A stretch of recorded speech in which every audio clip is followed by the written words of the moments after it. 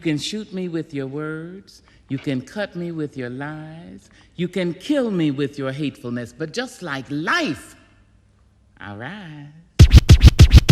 Be back. I might be in jail. I might be anywhere. But when I leave, you can remember I said with the last words on my lips that I am a revolutionary.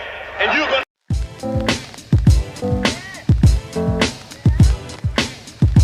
I am happy. I am happy. I have a dream. I got a dream. One day. We gonna work it out. One day. We gonna work it out. One day. We gonna work it out. I have a dream. I got a dream. One day. We gonna work it out. One day. We gonna work it out. One day. We gonna work I it out. have a dream. I got a dream. That one day. That one day. That one day. I'ma look deeper than myself. I gotta find a way. I have a dream. Hold fast to dreams. For if dreams die, life is like a wingless bird that cannot fly. Langston Hughes.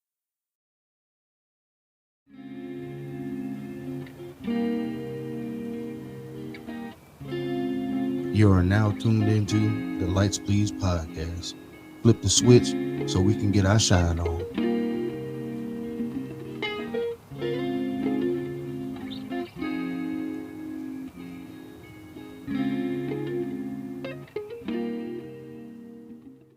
Welcome back to the pod. It's everybody's favorite everything. Glad to be on this side of life again. If you woke up this morning, then you are winning. So today we're going to get into some things because we got a very special guest that's near and dear to my heart. And I've been trying to do this for a while because the more that I learn about this particular person's story, the more that I learned that there's a lot of things that I was unaware of growing up. And I just want to share this story because, first of all, it's Black History Month.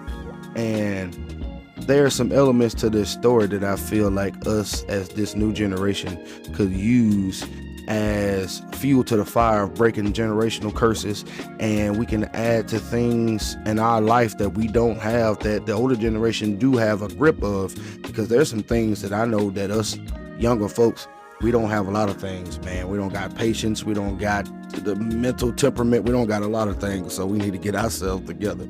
But before we can get into anything, you know, we have to push some P.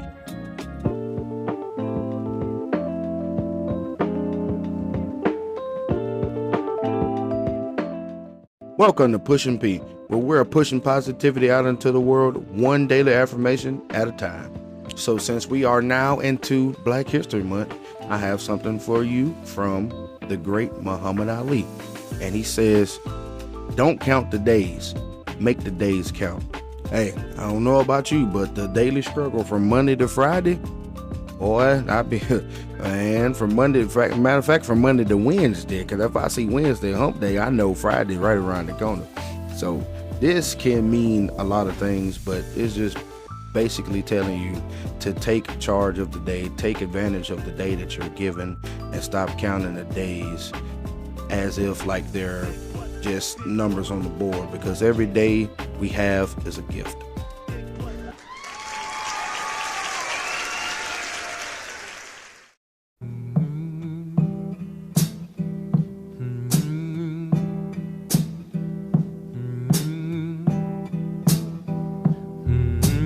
Grandma's hands clapped in church on Sunday morning. Grandma's hand played a tambourine so well. Grandma's hand used to issue out a warning. She'd say, Billy, don't you run so fast, might fall on a piece of glass, might be snakes there in that grass. Grandma's hand, Grandma's hand soothe the local unwed mother. Grandma's hand used to ache sometimes and swell. Grandma's hand. You ready? Yep. All right. So yeah. So we are here. here today with my grandmother, Miss Mildred Killings, and she has made it very clear she don't want to be seen. She just wants people to hear her out. So we're gonna get right on into it. So say hey, Grandma. Hey, Grandma. Grandma, don't say hey, Grandma. Just tell the people hey. That's my way of saying hey. All right. So, what you usually do in these interviews, I am very improper. So, we're just gonna start off with how was life growing up? At my house, it was real split. My mom and dad didn't believe in no shenanigans.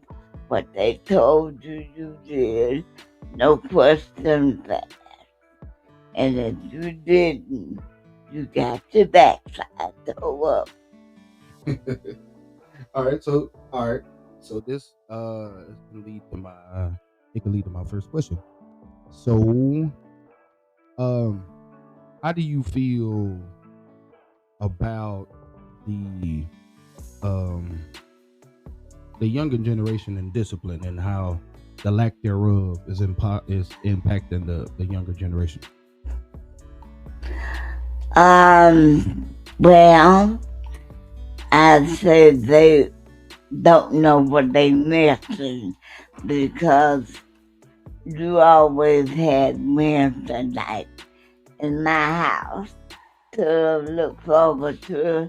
That was called church night, because my dad would remind you of everything you ever done. And he would get down to business and turn you up. And believe me, he didn't forget nothing. Okay, so you saying that you got... All right, was you one of the ones that got a lot of whoopings growing up? Only because I cried because the other one was crying. I was very emotional. And if one got a whooping, my dad had to whoop me too. Girl, shut up, too, because I would cry. So you saying that you got a whooping because you were crying? Yeah, because I cried for my brothers and sisters most of the time. When they got a whooping, it was me that told on them. Grandma, you was a snitch? Yep. Ain't no way we got snitching in our blood. Lord. Well, I wasn't what I would call it a snitch. They'd ask me something and I'd tell them. Right. See, I didn't know how to be slick and lie like my brothers and sisters. Because they done it over there, and I get to talking and everything was laid out. Oh, wow. So, all right. So you grew up in a household with your mom and your dad. So. Yep, we had. That was 8 of us, 4 boys and 4 girls. And we didn't have that much, but it was love in that house. So I'm telling you what, the girls had their room, the boys had their room, and everybody, there were 2 girls to a bed. Okay, so. And guess what? What? We had a single bed.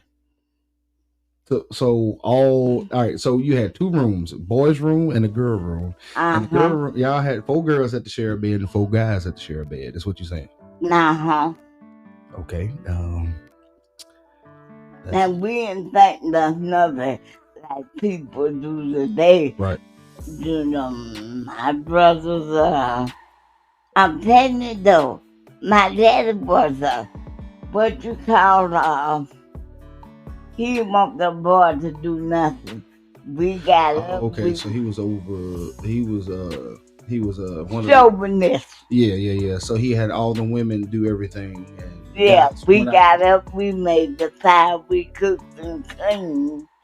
But the boys, he didn't allow boys in his kitchen. Okay. No, that was a no. Yeah, okay. So where I don't think I've ever where did y'all grow up? In several places. I was born in Jones County. Okay. We moved to Harrisburg when I was 9 years old. Okay. So was it more of a country setting or a city setting? Yeah, we lived in the country. We stayed on Mr.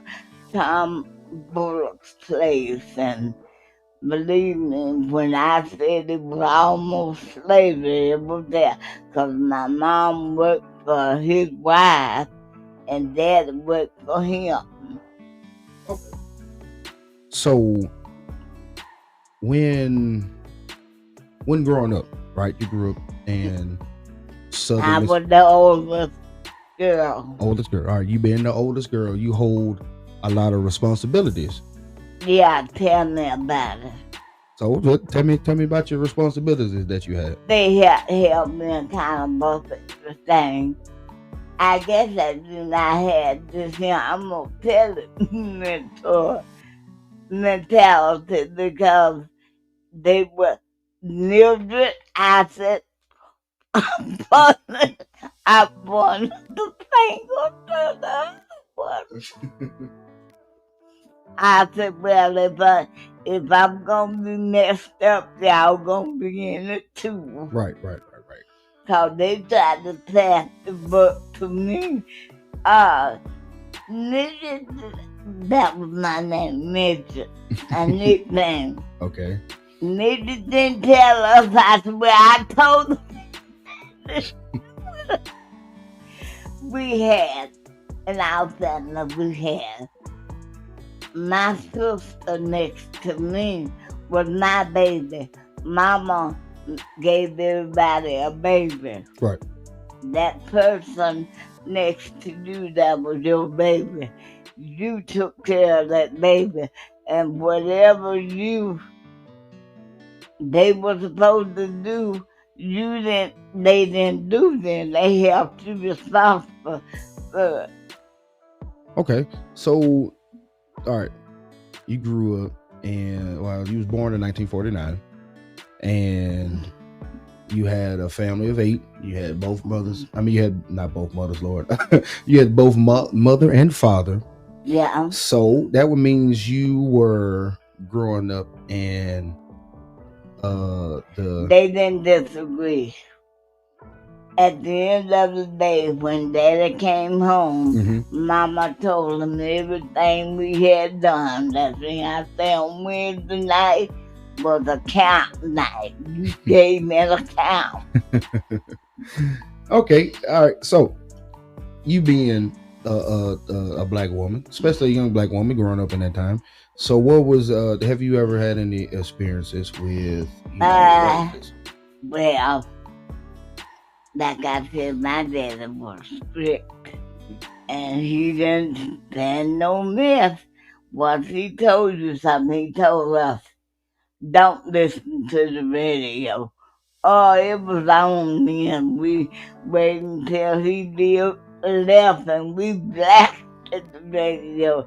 But I guarantee you, when he was around, we were like little mouse. We were in the corner. Y'all didn't touch that radio when he was around. All right, but tell me some experiences you had with racism growing up in the black in the South.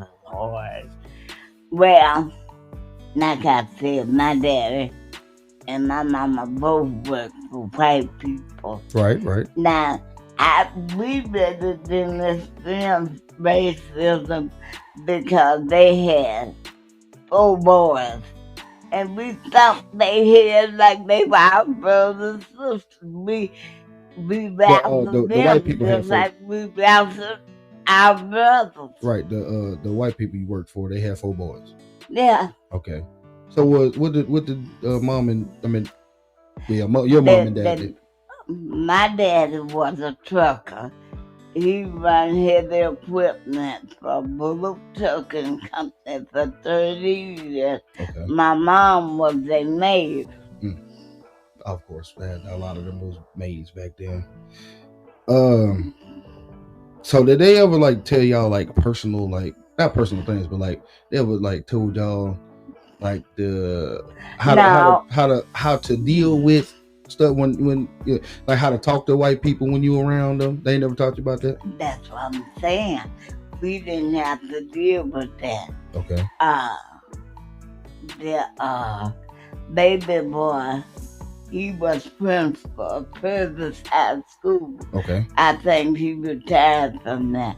You know those apartments over that Forest Laurel I probably don't. on 28th Avenue. If I see him, I probably know him. I don't. It's not Anyway, Mhm. that guy owned that one, and the other boy, Lord, it was John Ray Lord. I can't think of the other. Oh, Wiley and Thomas Jr. And like I said, we played with them like they were our brothers and sisters. If one of them hit us, we beat on them just like they were our brothers and sisters. We didn't have no kind of conflict. And we moved around them when we got old enough to know the difference. Okay. We didn't experience no racism or nothing like that until we moved in the black neighborhood. Oh man. What? How did that like? How to explain that? Because they would throw. Because when I heard the word cracker, I thought they were talking about a little cracker. No, they talking about nobody Caucasian. Oh Jesus. We hadn't had it before, but I tell you what. Okay, so you saying this? So you saying that your mom being a maid and you grew up around them, that they was more open to being around black people. They treat us like family. Okay, so that leads me to say, leads me to believe that most, I ain't gonna say most, but there are some cases where the black and the white dynamic wasn't so aggressive. We didn't know. We knew the difference. We know our skin color. Right. Was different, but for his family to go, Mr. Tom would come to our house and eat, and we go to his and eat. Okay. I mean, so we were never around they white men because we didn't want them. They stank to us. Oh my God, Grandma. Why would you? Well, I'm telling the truth. Are you right? When they sweat or got wet, they smell like a wet dog. Oh my God. So that is very true. So it's confirmed, y'all. I didn't say it. She said it. Okay.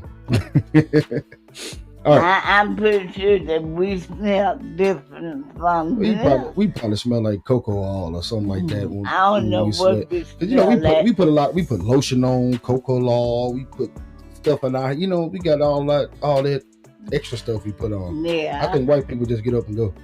They would go, my brothers and the boys would go fishing with them, and if we went on picnics, we took them along like they were family.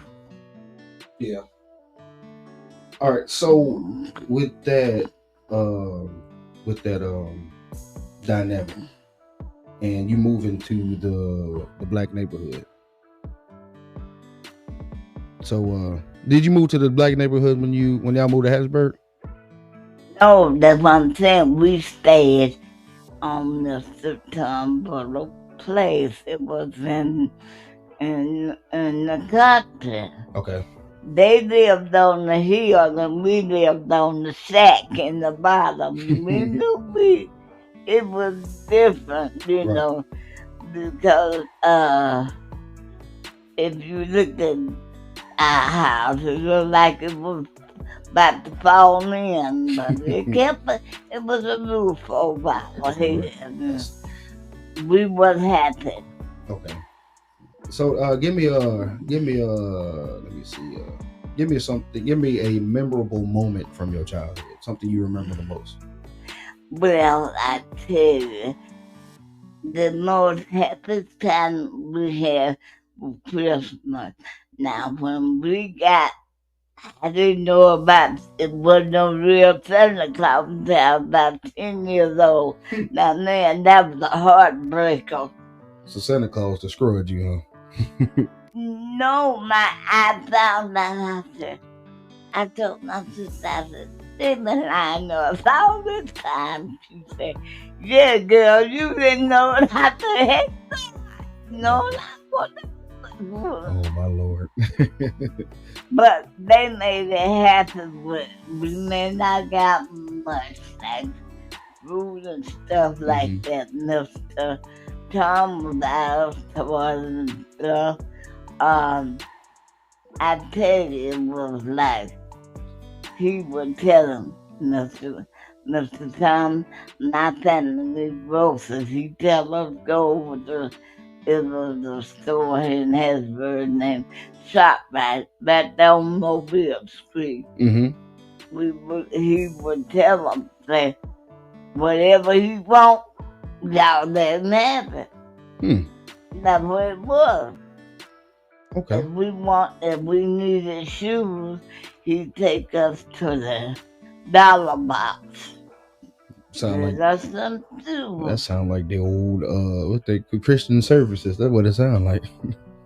No, it was a black-owned shoe store. Believe me. You know, this is important to tell, because you know a lot of times we always hear the bad side about growing up in the South, and you never hear those dynamics where the white and the black actually get along, and the white people who aren't actually like super racist. I'm pretty sure they had just maybe a little tension there, but he had enough humility to be like, okay, these guys work for me. When they had their partisan things, right? We wanted, like, we didn't care, right?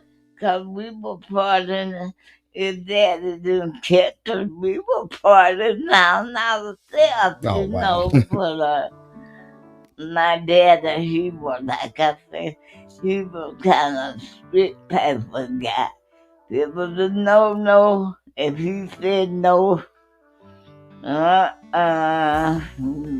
was sit down. But for the most part, we played together on Sunday afternoon.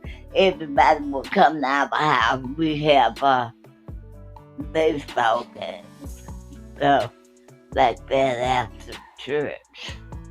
Okay, see, that's good. I like to hear those type of stories where everything wasn't so aggressive back then, you know, because that's all. Sometimes that's what we like. Every time a black person tell a story, it's one of trauma.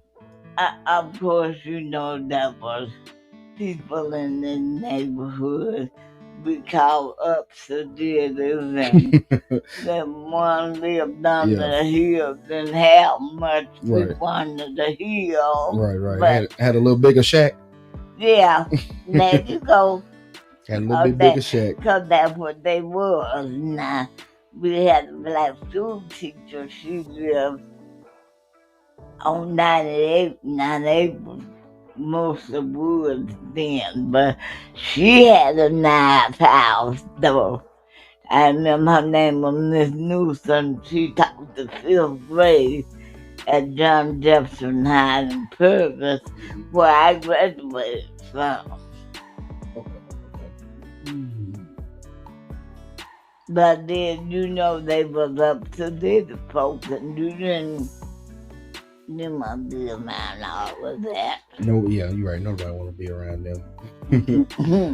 All right, so you have this great family dynamic, and you have a sense of family structure. So how did that trickle over into your own family when you got your own family? Like, what are some of the values that you took from your family when you grew up? I found out it didn't mix because my husband had different. He didn't have no mama and dad. Well, his mama, he was raised by his grandma, by women. Okay. He didn't have the kind of that I had, which wasn't his fault, I reckon. Right. But, you know, like I said, at that time, I had became a Christian, and I, first thing they let you know, the man is the head, which the Bible says that, but it don't mean what some literally. So I know what you're saying. They saying that some people, you saying some people take that term super literally. Yeah. That's like whatever the man say goes, when that's not, I ain't gonna say that's not the case, but not used in malicious intent. When it said he is the head, that means that God put him to be the leader. Right. If every that part do what they're supposed to do, the family would fine. Right. But when you got women in men places and the man is the last one in the house, and it ain't gonna work. But when there's a properly working foundation like the Lord intends for it to be, it's beautiful. But you hardly ever can find that now. Right. Let's backtrack a little bit. So when did you get married? When I was 18. 18 years old. Yeah. Okay. So like, was he, you know what I'm saying? I don't think I really asked the story before. So did he like court you? He take you to a little movie or something, or he just? Yeah, but I all film on my brothers and sisters. Wait, how did that work out? It worked out fine because we didn't go in the movies. We sent them. Oh, okay. So you had to watch them, but you was going on a date. Uh-huh. I'm on a date. Okay, you sent them in there and y'all did y'all dating thing. Yeah. Okay, Grandma, that was kind of sneaky. So he thought. Grandma, that's kind of sneaky. But Grandma was smarter. Oh my God. I said, no, baby, no ring, no thing. Okay. So how long? At least my mama and my dad told me that. Right. All right. So when did he actually propose to you? Like how long? He just said we get married, and we got married. He didn't like do a whole thing. He just said, "Hey, let's get married." Very smooth. Very smooth. No, it wasn't that smooth. I know. I'm being facetious. I'm being facetious. If I had not knew better, see, I was from the country. I didn't know that no word stuff. He had been in the world, Chicago, stuff like that. I didn't know nothing about the world. What I learned from him. Right. Okay. So, being that you got married at 18 and you wound up... Didn't know, didn't. Just green as the grass. Yes, real green. Green as the grass. All right, you get married, and then you have your first child. Because the first time we did the do, I said, "This is, can I go home now?" Oh wow! Yeah, that's how it went. You was a virgin. Yep, he was my first boyfriend, first husband, all that, first everything. Well, Grandma, that's good. Now, most women don't do that. Most women don't get to that. But I was determined that I wasn't going to do nothing. Right, no ring, no thing. No ring, no thing. Know what you say? No ring, no thing. Okay. All right, so how old were you when you had your first child, which would be my mother? I was. Your mother and I are 20 years apart. I will be 75 in 3 days, and she will be 55. Her birthday. August. Yeah. 20 years of. I'm just saying, how old? You don't know how old you was when you had Mama? 20. Oh, okay. So 20. All right. So all right. How long? I wasn't ready. Yeah. That's a story. Explain what you mean by that. I just wasn't ready to. I didn't know how. I ain't gonna say I wasn't ready, but I didn't know how. But you got ready early, though. Right. You are in terms of pause real quick. You say in terms of being ready. Like, are you saying being ready to be a mom or a wife or being ready for none of that? I thought I would, but I ain't know. I just said you, I was green as grass. Of course, you green as grass, but you know, some people, when they grow up, they mom teach them certain things like, hey, you're gonna need this when you get married. No, we didn't mention sex in our house. Not like you saying that. But I had read books and things, you know. My name, of course, was Love Story Books, and I found out that ain't nothing like the book. Wasn't it ain't real nothing life thing like Love Story. It ain't nothing like the books. It ain't nothing like the books. All right. So how long was you married? Because you ain't gonna say non-divorced. You've been divorced for 20 years. So you've been divorced for almost 30 years. No, it's more than 30. But if I had stayed married this year, would have been 52, 53 months of years. Okay. So I've been divorced more than I was married. Yeah. So all right, I'm going to ask just one question about it. So what was the most difficult part of being married? Or you can say a few things or checklist. Trying to communicate to my husband when he wanted selfish and want to be the dominating factor in our marriage. Okay. Whatever you said went, you know. So you saying that it was hard to communicate or tell, like express yourself in certain settings because he felt like what he said went. I know. And it felt like it went. Okay. So the communication aspect, right? If you would was not there. Because things we should have been communicating with one another, we didn't, because he wasn't gonna hear it, you know. Like right.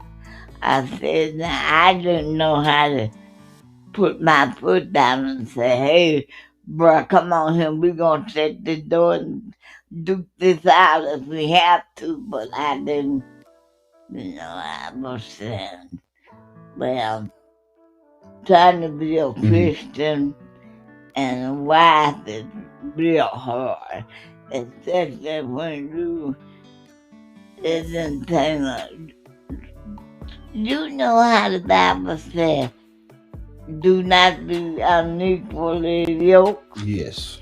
But that don't mean necessarily having somebody that's a non-believer. You can have a believing catch. H.D. Hockey stick. Yeah. Okay, so that was the determining factor of y'all being divorced, being unequally yoked. Like he wanted certain things one way, and no, he just committed adultery. That's all. Nah, more than once. You put it in simple terms like that, like that. Just that's simple as what it was. Okay, now this is something that I feel like is, I ain't gonna say it's a problem, but I see a lot of people doing it when your significant other commits adultery, how did you come to the conclusion to just up and leave? Because it's now, I'm gonna explain why. Because a lot of times these days, you got one partner that's cheating all the time, but then it's hard for the spouse to leave. So what in your mind, like what not children. Okay. That was it. That was the all right, I have to leave because let me tell you, explain to you this. Just out of high school, didn't know nothing about the world, you know. If I had any sense, I would have left. Even my children had more sense than me. They would say, I said, don't you talk about your daddy. And then he was hard-headed. That's our son, the one we got. Right. He would say, Mama, he just ain't no good, I'm telling you. I said, don't say that about your daddy. I don't care what you think he's doing. And they knew more than I did, because I wasn't going to hear it. I'm the last one that he had me thinking, I ain't doing nothing. But when you walk up and see something, then you have to believe it, don't you? Walk like a duck and talk like a duck is a quack. So I was so well. Well, that wasn't the first time. When they were smaller, he left us and was living with a woman around the corner.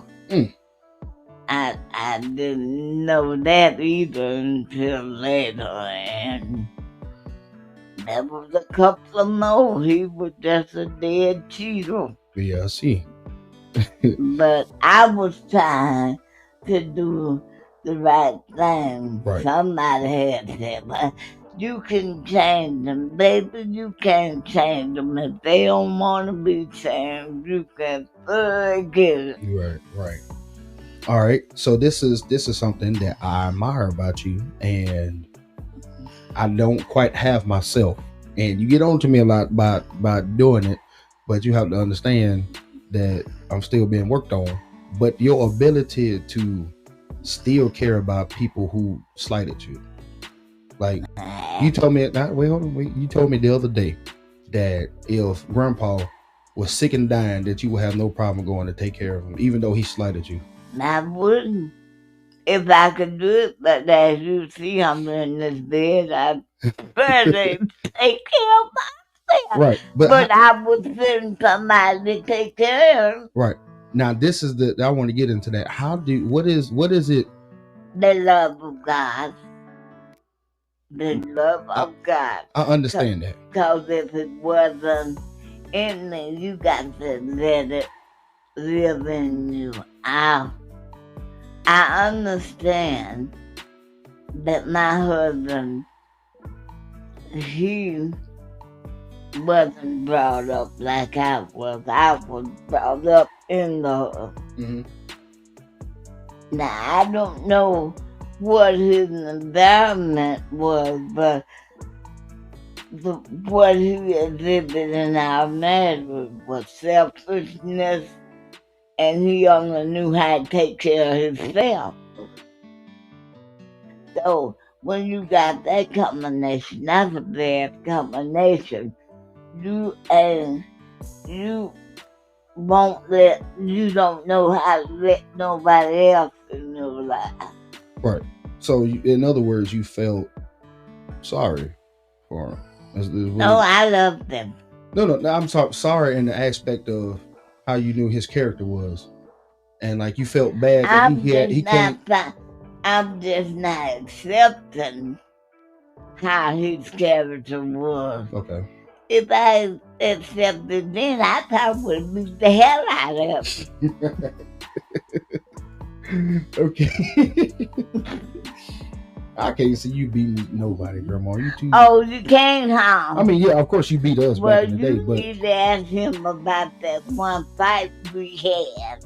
Now, see, this is T. This is what I don't know this. I've been alive 28 years. I never knew this. What is it? Nah, boy, it was down the brook. We had just got a brand new bedroom suit, and he had been out all night, and I guess he must have been hungry. Usually, when he come home, I had the tablet and the dinner, but there was no dinner. We didn't have. At this particular time, we lived in a 2-room shotgun house. Right. Okay. And he came in, brought me some drive. Have you ever seen peas that dry? Yeah. You crumb them up. Yeah. You get over there and sell them peas and go fix me something. I had a toothache, baby. I had been crying all night with a toothache. Here's a baby over here. Mm-hmm. But your mama right. didn't have no milk. And I didn't live at night, so I couldn't, we didn't have no phone, so I couldn't call my daddy or my mama. I had to wait till the next day, walk down. We lived on, Outer Avenue, right? On the outer, going to Dawson. On that highway, cars passed me. Mommy had my pants, and I'm trying to tote Daniel and the baby Daniel. Right. And the diaper bag in the other hand. Mm-hmm. So we finally get down now, and I got up the nurse and asked my daddy, will he get the baby some milk, right? And no, you ain't never known my dad, but no, I didn't. Anyway, he would do the stuff for you, but he was gonna talk about it for me. Dear God, if you gonna do it, just don't worry. Oh, he would talk about it. I told you not to marry that bastard. Blah blah blah. This and that. That sound like a father. Yeah. Like a father. And he would tell me, go get that baby some milk.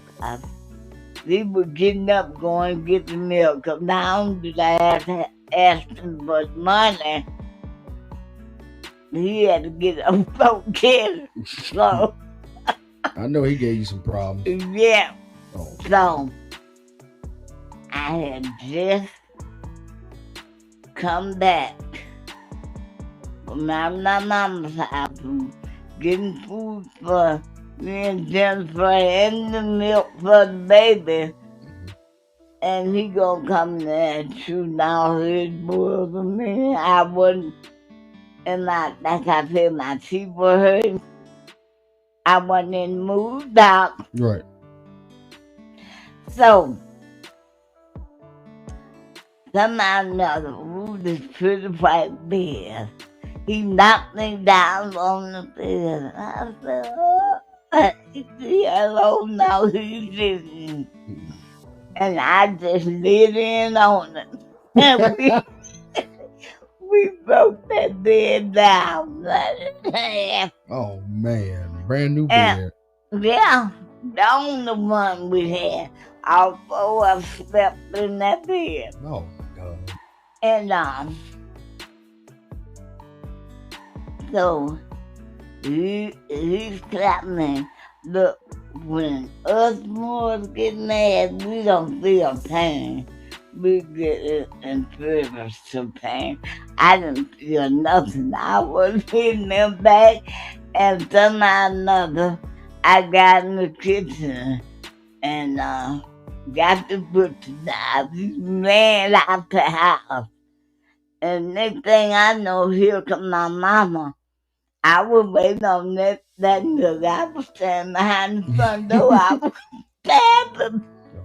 And my mama said, you come out behind that door. What you doing with that knife? I thought I'm going to kill him that knife.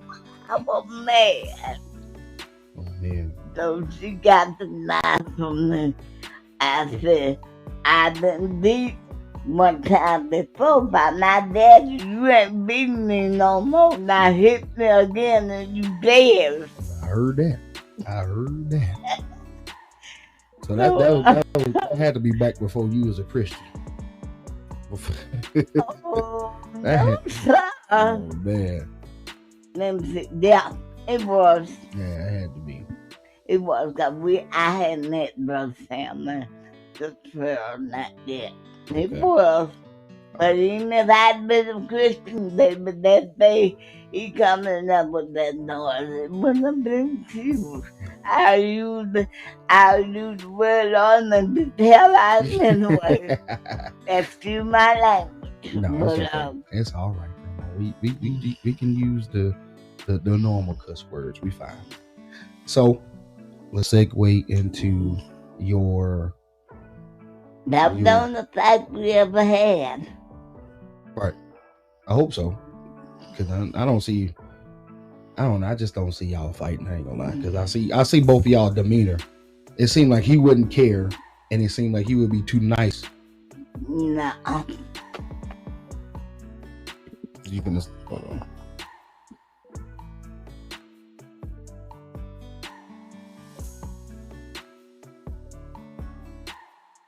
Grandpa was mad. You right. I haven't.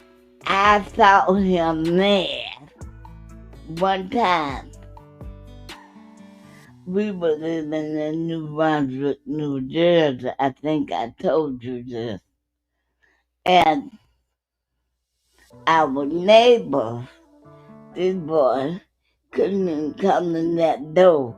He would have to bow down to come in the door. He was that tall. And his wife was a little short woman. Looked like he could just lick the salt off her head. And she was knocking on my door, and he would hit that woman. And I said, oh, I like to call her names. I said, why you hitting her? I was pregnant with Daniel. And sister girl in the kitchen got my butcher knife. I was standing between them. Ooh, not the butcher knife. Yeah, but she was whacking at him while I was in the middle. She almost cut you. I said, oh shoot, I like to call that man named Ben. I said, quit. I want y'all doing that in my apartment. And I said, if y'all gonna fight, go back to your own. Cause he had pulled my door off the hinges coming up in there. And so I finally got him calm down. But you know what I didn't think about? I thought they could have killed me and my baby wife. She was whacking them. Right. But anyway, then was at the box candy company. That night, he was night shift. And he come in. I didn't say nothing. Me and Jennifer was in the bedroom. And so basement apartment. Both of us had basement apartment like Cam was their apartment. Here go ours. Over here. Okay. And he said, what the hell? To the door. I said, oh man, I like to call that man name. That's the first time you said that. Anyway, You ain't gonna call it. I think of it after a while. Anyway. Oh, Mitchell. Okay, Mitchell. Mitchell. That was his name. I said, Mitch, and he had hit the door. I said, where he going? Because I was surprised. I said, damn, where he going? He said, I'm going to see this. I said, no. I said, they gonna kill you because the handle like a little ant up on their neck. I said, well, he gonna kill him. Yeah.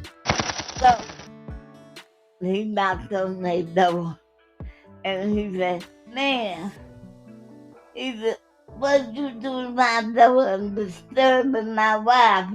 What's wrong with you? And he was looking up at me like this. He said, let me tell you something. He said, next time you disturb my wife, he said, I'm going to whoop the hell out of you. All right, so this last question is a two-parter. What would be a piece of advice you would give to a young lady who's looking to be married? And oh my God. Yeah, go ahead and answer that first. No more than the grass is green. Because if you don't, you can hurtful Relationship. no path. Yes, okay. Because you need to know. You don't have to be worthy, but you need to know something about that world. The tricks and trades of it. Because if you don't, you up and spit you out. Right. Right. And the next question would be, what is the best piece of advice somebody's ever given you? Obey the Lord.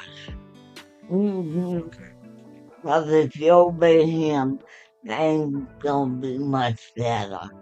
You won't have to go to bed with no guilty conscience because God's gonna keep your mind clear and be clear.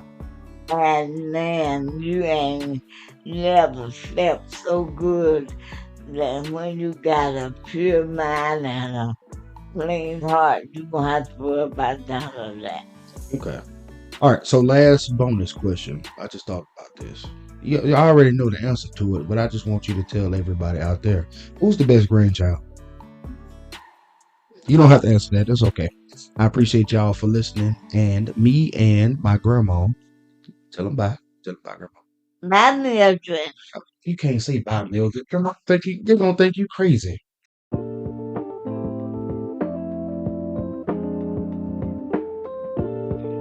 Thank you all for listening.